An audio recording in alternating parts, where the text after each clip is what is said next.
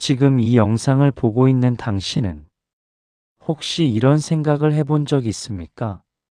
나는 열심히 살아왔는데 왜 나이 들수록 주변에서 사람이 빠져나가고 자식은 점점 멀어지고 몸은 말을 듣지 않고 아침에 눈을 떠도 오늘 하루를 어떻게 채워야 할지 모르겠다고. 그 막막함, 그 허전함, 그것이 노후를 잘못 준비한 사람이 맞이하는 현실입니다. 오늘 이 영상을 끝까지 보십시오. 노후를 살아가는데 반드시 알아야 할 처세 12가지를 하나도 빠짐없이 드릴 것입니다. 이것은 위로가 아닙니다. 더 늙기 전에 지금 당장 바꿔야 할 냉정한 인생의 해답입니다.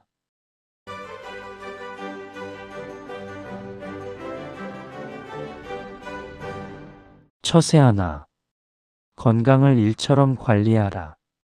경기도 어느 소도시에 70대 초반의 남자가 있었습니다. 이름은 박씨 어른이라고 부르겠습니다. 그분은 30년 넘게 작은 철물점을 운영하며 두 자녀를 대학까지 보냈고 집도 마련하고 나름대로 성실하게 한 인생을 살아온 분이었습니다. 퇴직 후에는 그동안 못 쉰 것을 보상이라도 받듯이 늦게까지 텔레비전을 보고 아침은 먹는 둥 마는 둥, 운동은 귀찮다며 하루하루를 그냥 흘려보냈습니다. 본인 말로는 이렇게 말했다고 합니다. 나이 들어서 뭘 그렇게 아등바등 살아. 그냥 편하게 사는 게 최고지. 그로부터 딱 3년 뒤였습니다. 무릎 연골이 닳아 계단을 오르내리기가 어려워졌고 혈압은 약을 2알씩 먹어도 잡히지 않았고 당뇨 수치는 경계선을 넘어 본격적인 관리가 필요하다는 진단을 받았습니다. 몸이 무너지자 이후에 무슨 일이 벌어졌는지 아십니까? 아들이 가끔씩 찾아오던 것도 뜸해졌습니다. 딸은 전화는 하지만 얼굴 보기가 쉽지 않았습니다. 박씨 어른은 이렇게 말했습니다. 건강할 때는 자식들이 내 말을 그래도 들었는데 지금은 뭘 말해도 그냥 흘려들어. 내가 이렇게 존재감이 없어진 게 언제부터였는지 모르겠어. 이것은 단순히 몸이 아파서 생긴 슬픔이 아닙니다.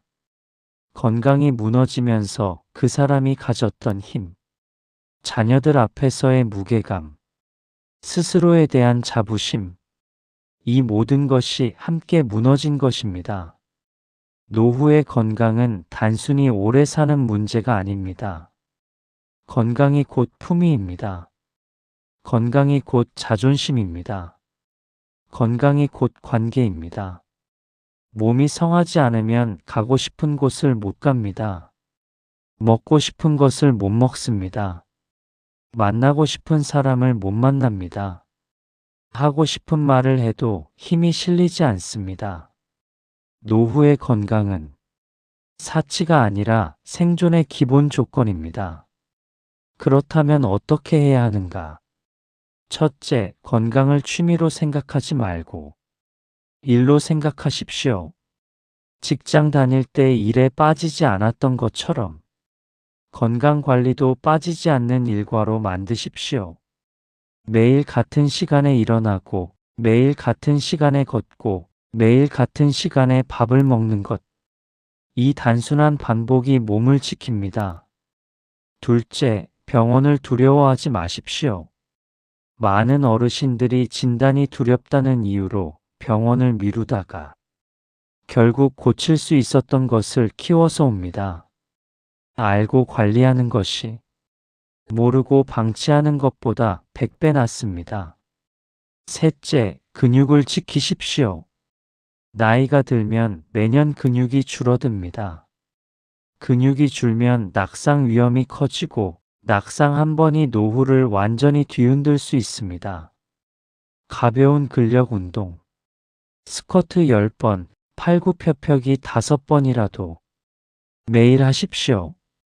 건강한 노후는 하늘에서 주어지는 것이 아닙니다. 매일 조금씩 쌓아가는 것입니다. 오늘부터 건강을 일처럼 대하십시오. 처세 둘. 입을 반으로 줄여라.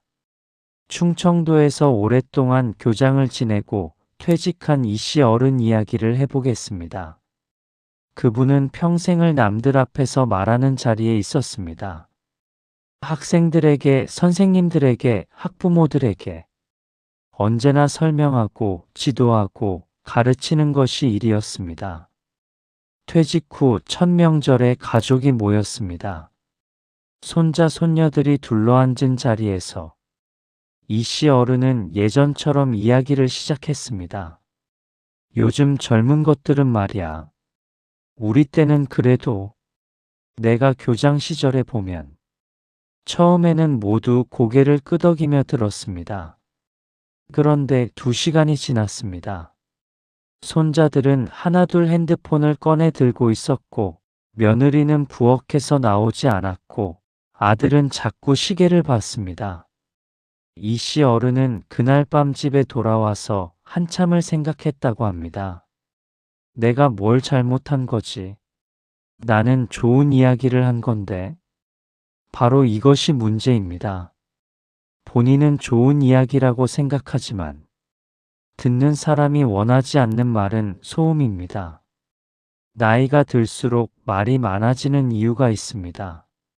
살아온 세월이 길기 때문입니다. 할 이야기가 많습니다.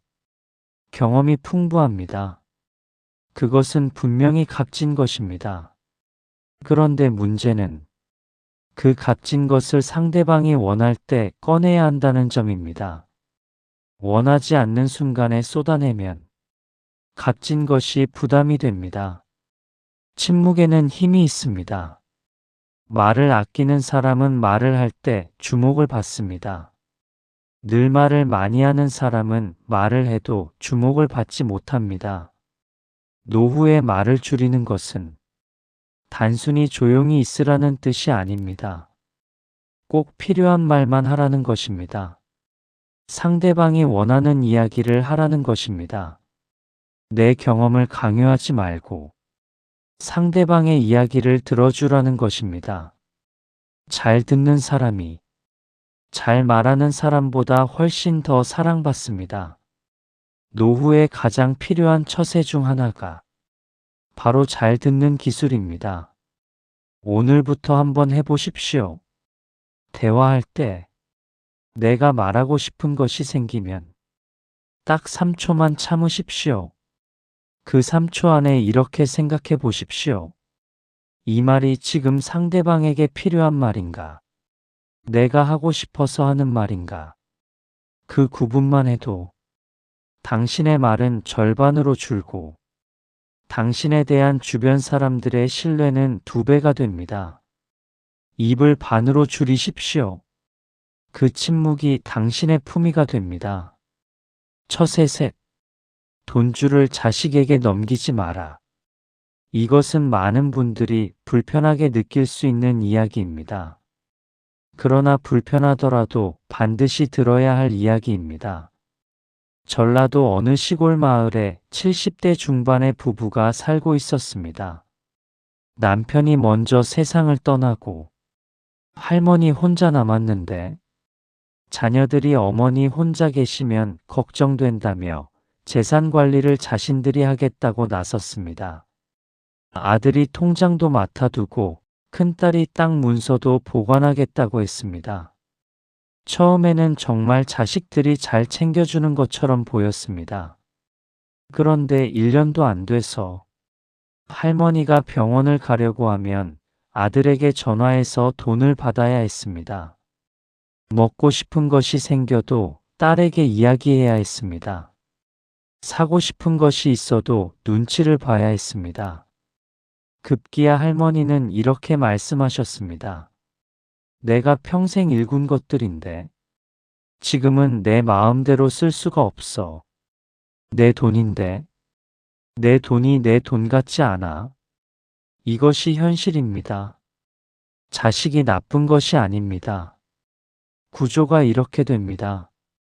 돈이 없는 부모는 자식에게 을이 됩니다. 사랑하기 때문에 다 주고 싶은 마음, 그 마음은 충분히 이해합니다. 그러나 자식에게 다 주는 것이 자식을 위하는 것인지 한 번만 더 생각해 보십시오. 돈이 있는 부모는 자식이 자주 찾아옵니다. 돈이 없는 부모는 자식이 부담스러워합니다. 이것이 냉정한 현실이고 이것을 부정하면 당신만 상처받습니다. 노후의 돈은 크게 세 가지 역할을 합니다. 첫째, 자유입니다. 내 돈이 있어야 내가 원할 때 병원을 갑니다. 내가 원할 때 여행을 갑니다. 내가 원하는 것을 먹습니다. 누구의 눈치도 보지 않습니다. 둘째, 품위입니다. 자식에게 손 벌리지 않는 부모.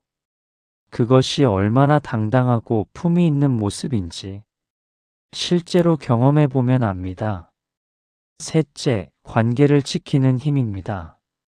돈 문제로 자식과 갈등을 빚는 집안이 얼마나 많은지 아십니까? 재산 때문에 형제끼리 싸우고 자식이 부모를 외면하는 경우가 생각보다 훨씬 많습니다. 내가 내 재산을 관리하면서 필요할 때 적절히 도움을 주는 것이 관계를 지키는 가장 현명한 방법입니다. 재산을 절대 한 번에 다 넘기지 마십시오. 죽기 전까지 마지막 한 푼은 내 손에 쥐고 있으십시오. 그것이 인정머리 없는 것이 아닙니다. 그것이 자식과의 관계를 끝까지 아름답게 유지하는 지혜입니다. 처세넷, 과거 자랑을 입에서 꺼내지 마라. 서울 강북에 사는 70살 최 씨 어른 이야기입니다. 그분은 젊은 시절 꽤 이름 있는 회사의 중간 간부까지 올라갔고 한때는 팀장으로서 수십 명을 이끌던 분이었습니다. 그 시절이 본인에게는 인생에서 가장 빛났던 순간이었을 겁니다. 그런데 퇴직 후 모임이 있을 때마다, 가족이 모일 때마다 이야기가 꼭 거기서 시작됩니다.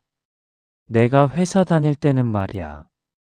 부장 시절에 내가 프로젝트를 맡아서 그때 내 부하 직원이 나중에 임원까지 됐잖아. 내가 키운 거야. 처음에는 주변 사람들이 고개를 끄덕였습니다. 두 번째에는 그냥 들었습니다. 세 번째부터는 자리를 피하기 시작했습니다. 한 지인이 솔직하게 이런 말을 했다고 합니다. 최 씨, 그 이야기 이제 우리 다 알아. 몇 번을 들었는지 몰라. 최 씨 어른은 그 말을 듣고 밤새 잠을 못 잤다고 합니다. 왜 이런 일이 생기는 걸까요? 퇴직을 하면 정체성이 흔들립니다. 회사에서는 직함이 있었고, 역할이 있었고, 나를 알아봐주는 사람들이 있었습니다. 그런데 퇴직 후에는 그 모든 것이 한순간에 사라집니다. 그 공백을 채우기 위해 과거의 이야기를 꺼내는 것입니다. 그것은 인간적으로 충분히 이해할 수 있는 심리입니다. 그러나 과거의 자랑은 현재의 초라함을 더 도드라지게 만듭니다. 그것이 역설입니다. 지금 이 자리에서 빛나고 싶다면 지금 이야기를 하십시오. 지금 내가 하고 있는 것, 지금 내가 배우고 있는 것, 지금 내가 관심을 갖고 있는 것. 현재의 이야기를 하는 사람 곁에 사람들이 모입니다. 과거는 자랑하는 것이 아니라 지혜를 꺼내는 곳입니다. 내가 겪은 어려움, 내가 실패한 경험, 그것에서 얻은 깨달음을 나눌 때 사람들은 귀를 기울입니다. 과거의 성공담을 반복하지 마십시오. 오늘의 당신이 더 중요합니다. 오늘의 당신을 보여주십시오. 처세 5. 혼자 시간을 즐기는 법을 익혀라. 경상도에 사는 박씨 할머니는 65세 남편을 잃었습니다. 40년 넘게 함께 산 사람이 갑자기 세상을 떠나자 할머니는 아침에 눈을 뜨는 것 자체가 두려워졌습니다. 텔레비전을 켜놓고 혼자 밥을 먹는 것도 견디기 어려웠습니다. 자식들에게 전화를 자꾸 했습니다. 그런데 자식들도 각자 살기가 바빴습니다. 처음에는 걱정스럽게 받았지만 전화가 하루에 서너 번씩 이어지자 나중에는 전화를 피하기 시작했습니다. 할머니는 이렇게 말씀하셨습니다. 내가 뭘 그렇게 잘못한 거냐? 전화 한 통하는 게 그렇게 귀찮은 일이냐? 이 상황을 자식들 탓으로만 볼 수는 없습니다. 문제의 핵심은 혼자 있는 시간을 채울 방법이 없다는 것입니다. 외로움과 고독은 다릅니다. 외로움은 혼자 있는 것이 괴로운 상태입니다. 고독은 혼자 있는 시간을 풍요롭게 채우는 능력입니다. 외로움은 타인을 갉아먹고 고독은 자신을 채웁니다. 나이 들수록 혼자 있는 시간은 반드시 늘어납니다. 배우자가 먼저 떠날 수도 있고, 자식은 멀리 살 수도 있고, 친구들은 건강이 안 좋아져서 만나기 어려울 수도 있습니다. 그 시간을 어떻게 보내느냐가 노후의 질을 결정합니다. 혼자 즐길 수 있는 것을 하나라도 만드십시오. 꽃을 키우든, 글씨를 쓰든, 책을 읽든, 동네를 산책하며 사진을 찍든, 무엇이든 좋습니다. 혼자 있는 시간에 무언가를 하고 있는 사람은 다른 사람을 만났을 때 할 이야기가 생깁니다. 할 이야기가 있는 사람은 만남이 즐겁습니다. 만남이 즐거운 사람 곁에는 사람이 모입니다.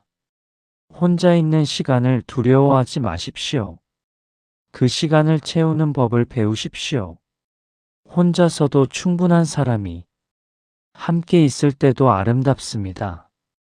처세 6. 새로운 것 하나를 시작하라.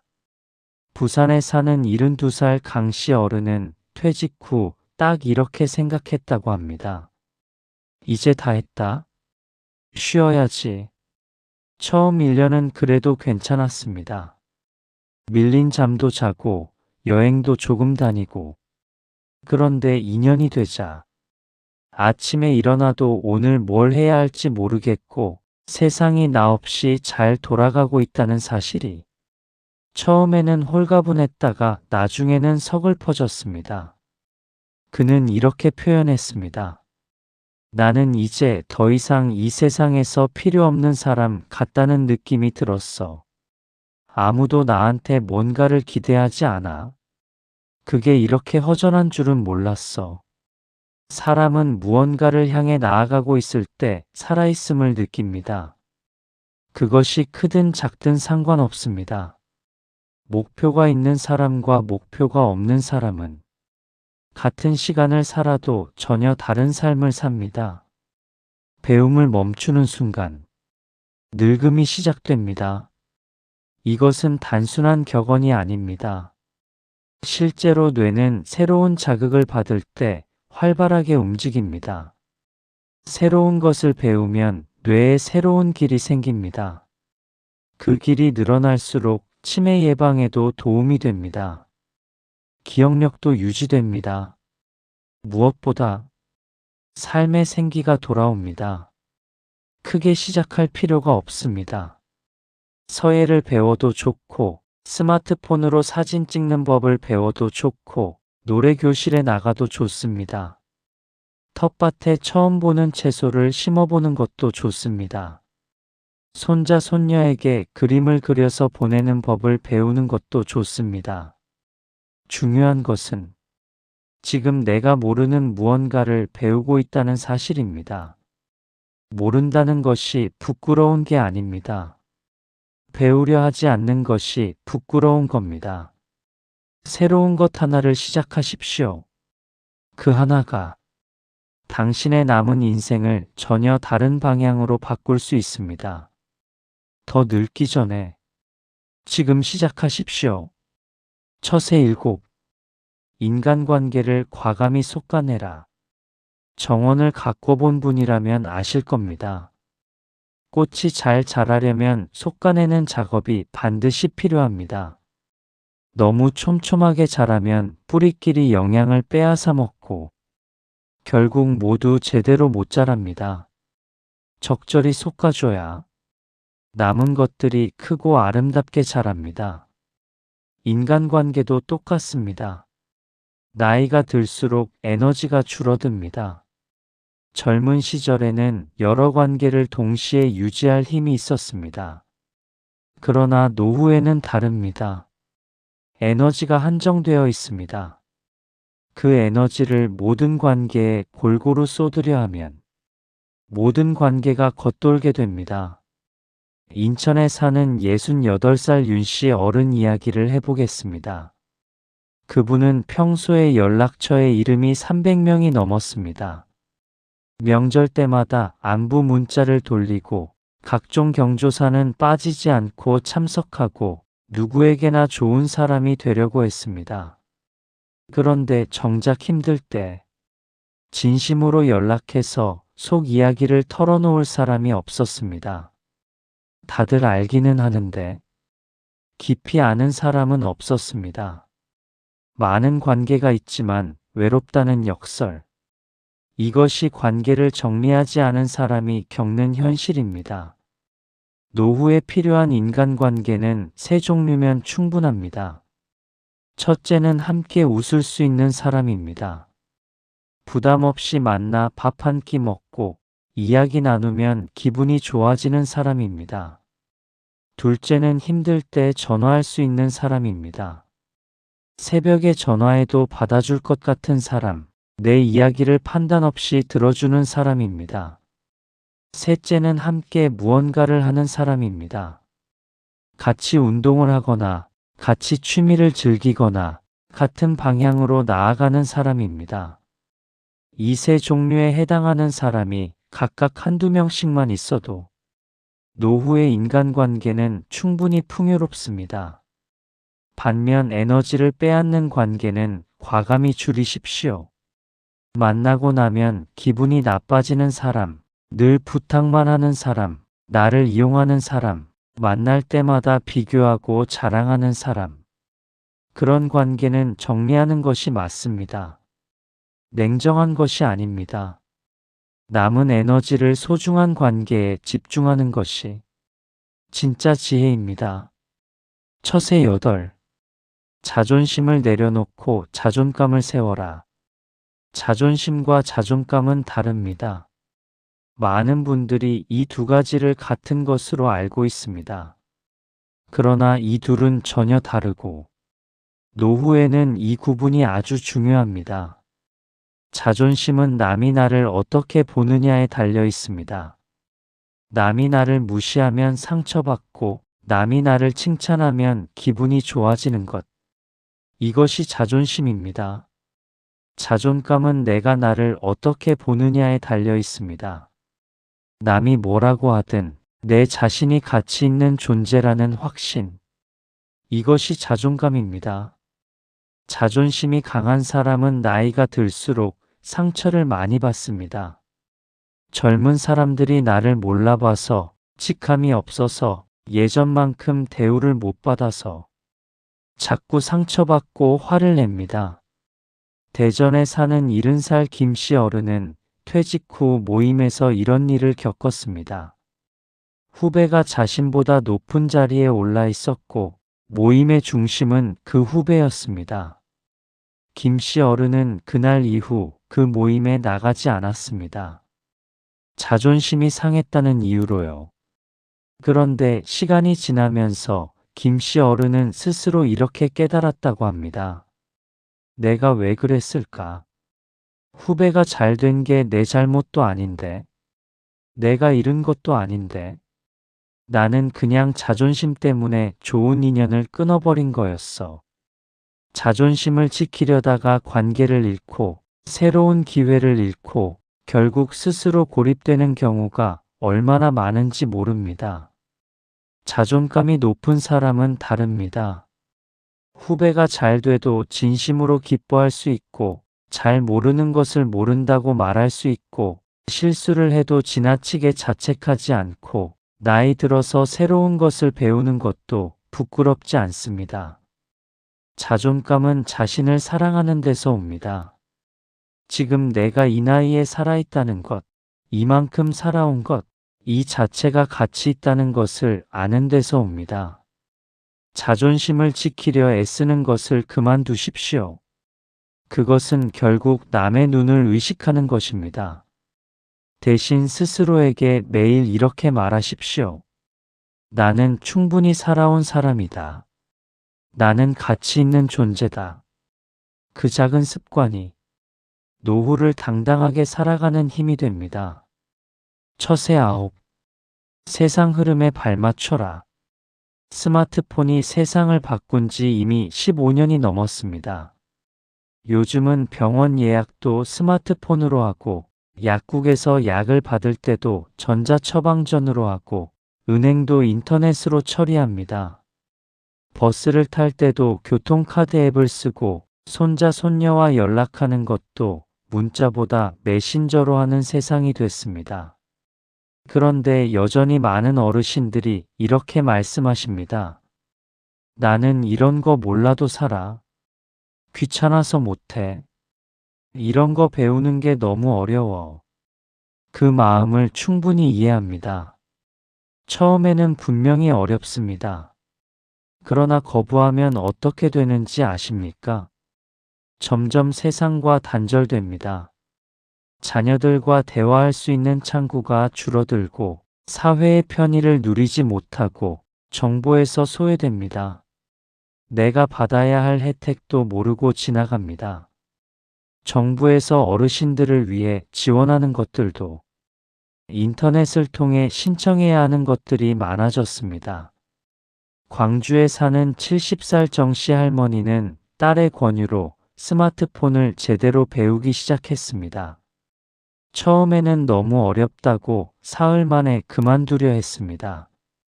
그런데 딸이 옆에서 계속 가르쳐주고 동네 복지관에서 스마트폰 교육을 받으면서 석 달 만에 혼자 영상통화를 할 수 있게 됐습니다.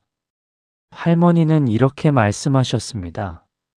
미국에 있는 손자 얼굴을 이렇게 볼 수 있다니. 이걸 왜 진작 안 배웠나 싶어. 세상의 흐름을 거부하는 것은 고집이 아닙니다.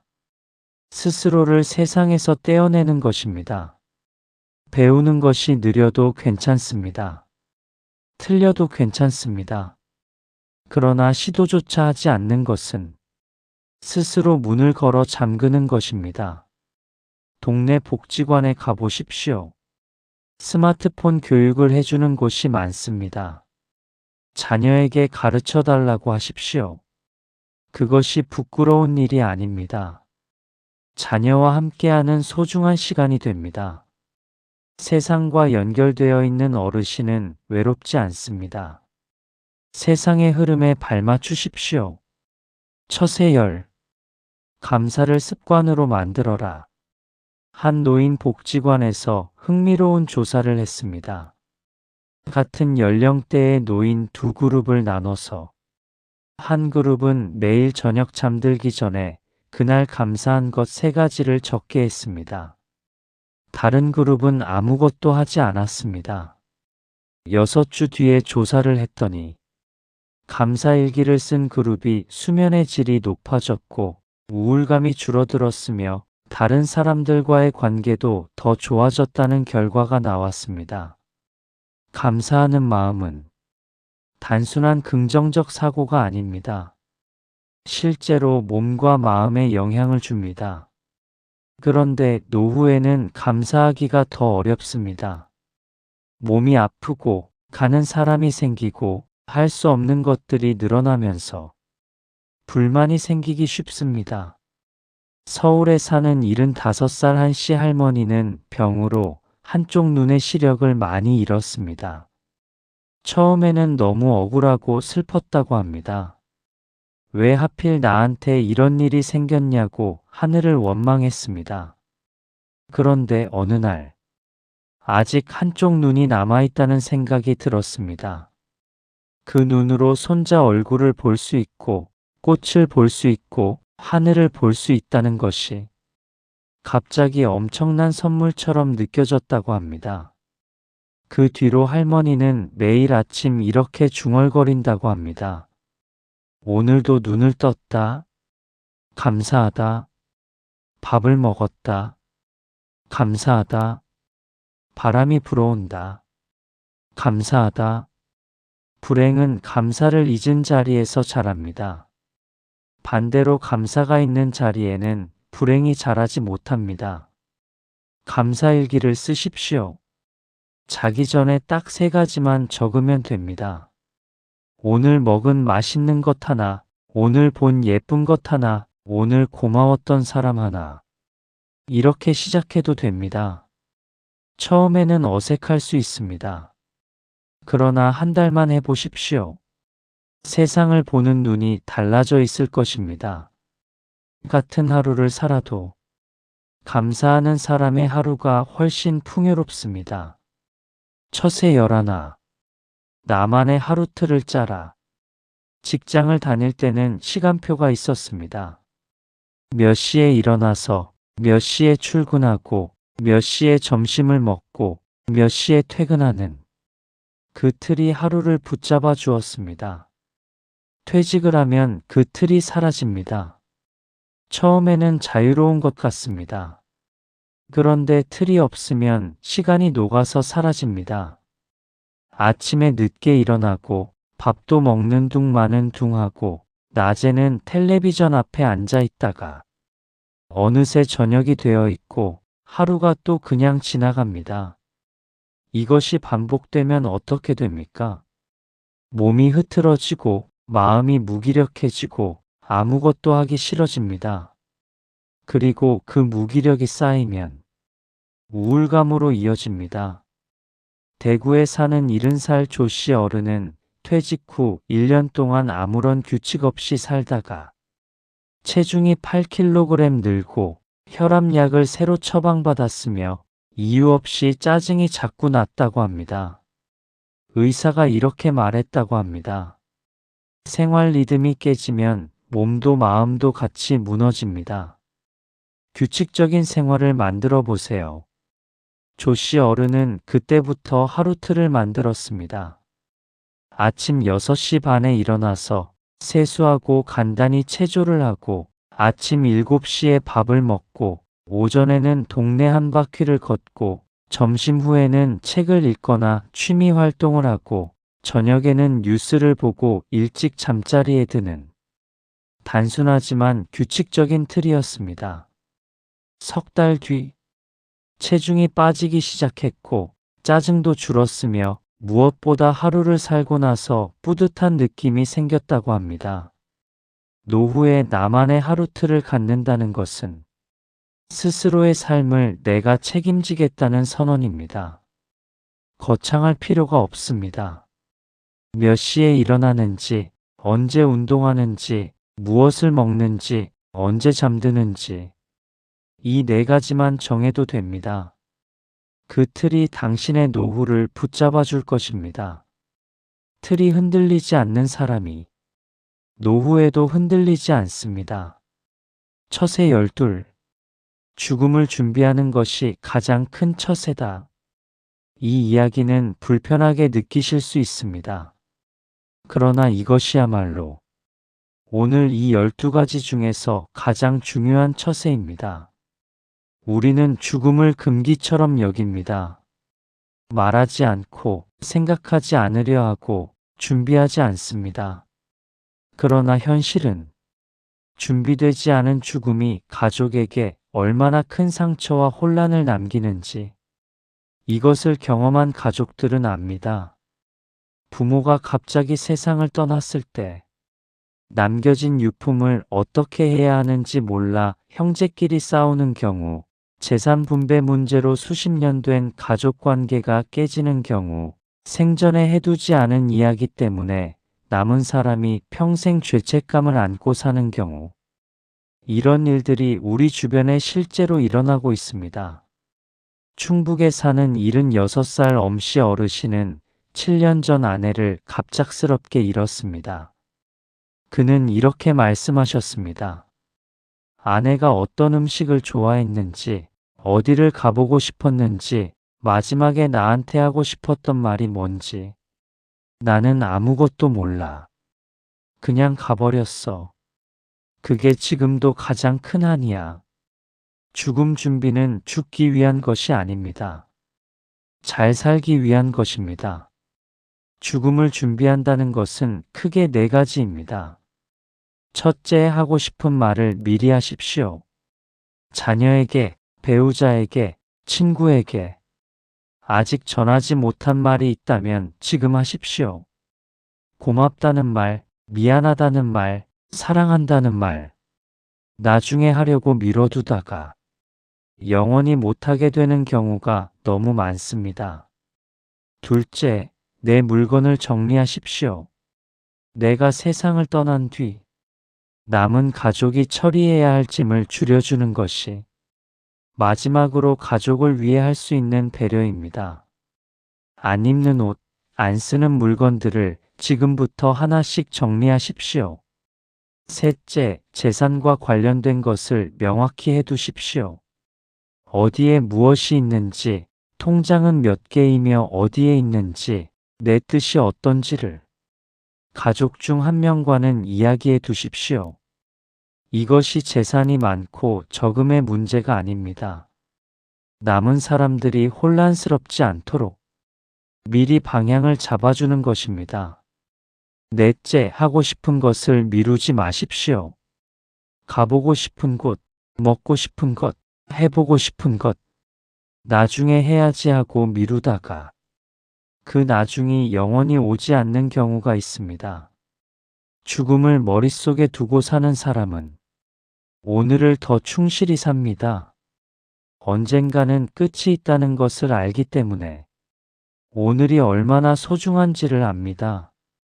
죽음을 두려워하지 마십시오. 죽음을 준비하십시오. 그것이 남은 삶을 가장 아름답게 만드는 마지막 처세입니다. 이제 마무리 말씀을 드리겠습니다. 오늘 12가지를 모두 들으셨습니다. 건강을 일처럼 관리하는 것, 입을 반으로 줄이는 것, 돈줄을 손에서 놓지 않는 것, 과거 자랑을 그만두는 것, 혼자 시간을 즐기는 것, 새로운 것을 시작하는 것, 인간관계를 솎아내는 것, 자존심 대신 자존감을 세우는 것, 세상 흐름에 발맞추는 것, 감사를 습관으로 만드는 것, 나만의 하루틀을 짜는 것, 그리고 죽음을 준비하는 것. 이 12가지 중에 지금 당신이 하고 있는 것이 몇 가지입니까? 솔직하게 세어 보십시오. 노후를 잘 살기 위해 특별한 재능이 필요하지 않습니다. 엄청난 재산이 필요하지 않습니다. 특별한 배경이 필요하지 않습니다. 필요한 것은 딱 하나입니다. 바꾸려는 의지입니다. 지금부터라도 달라지겠다는 결심입니다. 한 가지만 기억하십시오. 오늘 이 순간은 당신의 남은 인생에서 가장 젊은 날입니다.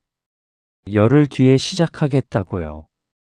아니면 내년에 시작하겠다고요. 그 말은 이렇게 들립니다. 나는 시작하지 않겠다. 지금 시작하는 것이 늦지 않았습니다. 지금 시작하지 않는 것이 너무 늦는 것입니다. 더 늙기 전에 오늘 이 영상에서 들은 것 중 단 하나만이라도 내일 아침부터 시작하십시오. 그 하나가 당신의 노후를 바꿀 것입니다. 시청해 주셔서 감사합니다.